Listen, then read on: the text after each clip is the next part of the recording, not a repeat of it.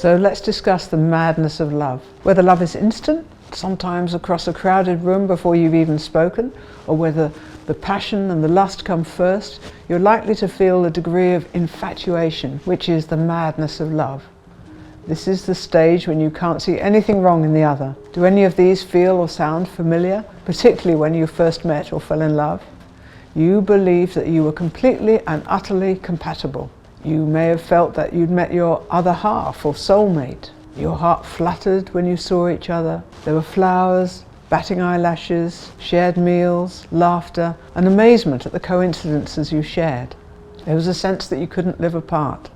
You spent hours looking forward to your next time together. You found yourself saying or feeling, "I feel like I've known you all my life."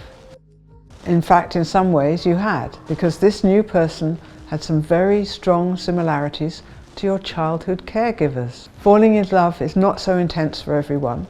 For some it's more gradual. For others, being apart feels unbearable.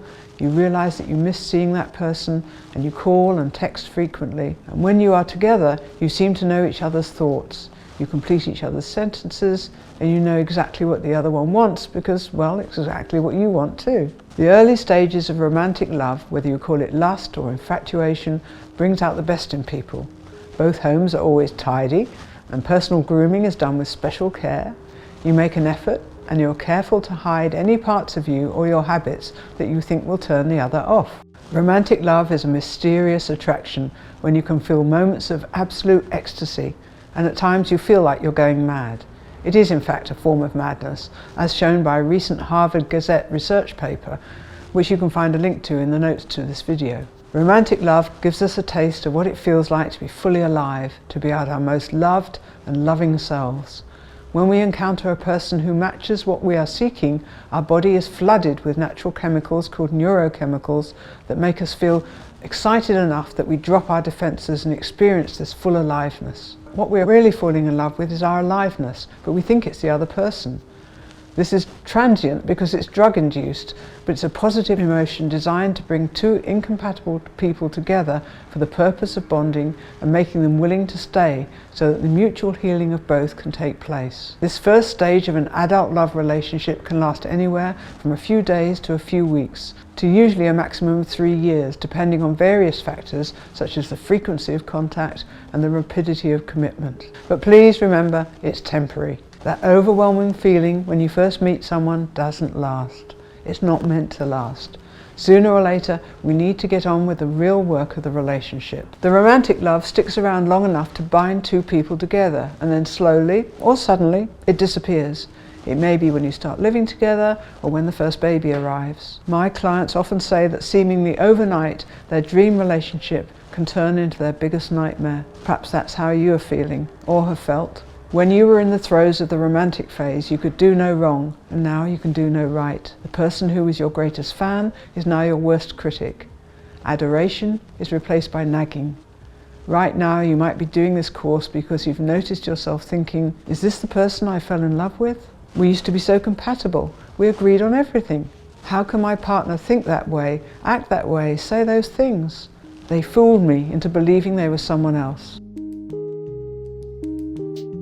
So what happens after romantic love? When a couple moves on from the dazzling dream of compatibility and heat of passionate desire, they can get very grumpy. They will be desperate to end the pain and disappointment of finding that first love, lust or infatuation, whatever you want to call it, was an illusion. So they separate, only to find that they repeat the pattern with someone else. Some people never get out of this stage and repeatedly form new relationships with almost the same person each time. Or if they can't bear the thought of dividing everything up, they accept the way things are and they think this is the way it's got to be, and they resign themselves to living parallel lives in the same house without any true connection. They assume that this is as good as it's going to get, but they feel deeply unhappy and they think that something's terribly wrong with them, you.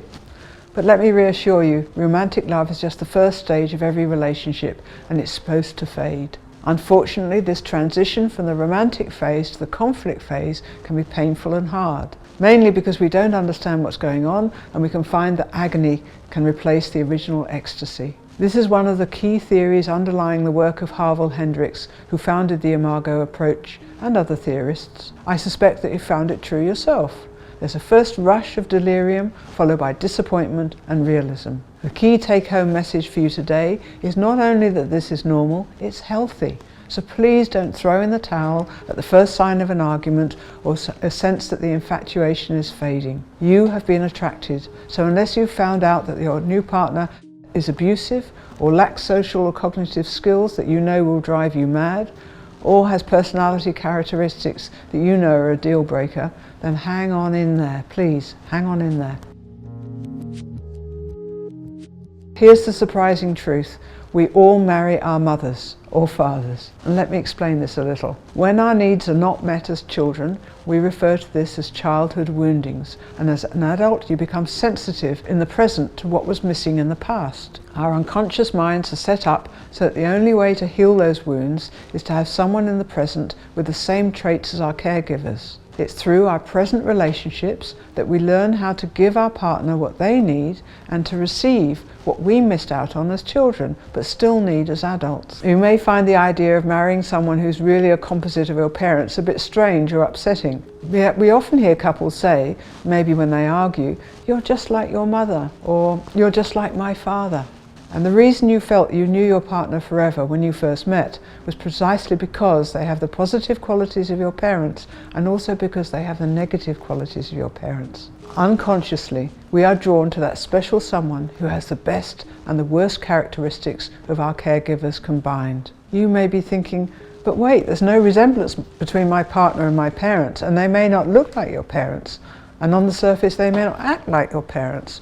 But you will end up feeling the same feelings you had as a child when you were with your parents. This includes the sense of belonging and love that you felt with them, but also the experience of disappointment, of not getting all your needs met, and of having to disguise and hide parts of yourself that you feared they disapprove of. Attached to this lesson is a downloadable PDF activity called the Imago Workup, and it helps you to see the characteristics you unconsciously seek in your ideal partner.